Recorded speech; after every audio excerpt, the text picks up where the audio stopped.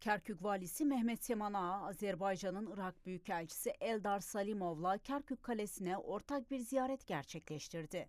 Ziyarette tarihi Kerkük Kalesi'nin bölgedeki kültürel ve tarihi önemine dikkat çekildi. Ziyaret sırasında Kerkük Kalesi'nin korunması ve gelecek nesillere aktarılması için yürütülen çalışmalar değerlendirildi. Taraflar, tarihi yapının restore edilmesi amacıyla ortak işbirliği ve destek çabalarının artırılması gerektiğini vurguladı. Bugün mənim üçün çox böyük şərəfdir. Kərkük şəhərinin tarixi abidələrini ziyarət etmək, Kərkükün zəngin tarixini yaxından öyrənməyə və inanıram ki, bizim bu tarix, mədəniyyət daha da geniş surətdə təbliğ olunmalıdır, bütün dünyaya.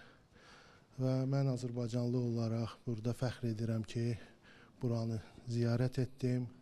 Bütün arkadaşlara, dostlara, xüsusilə Kərkük vilayətinin qubernatoru Sayın Məhəmməd Səman Ağaya dərin təşəkkürümü bildirirəm.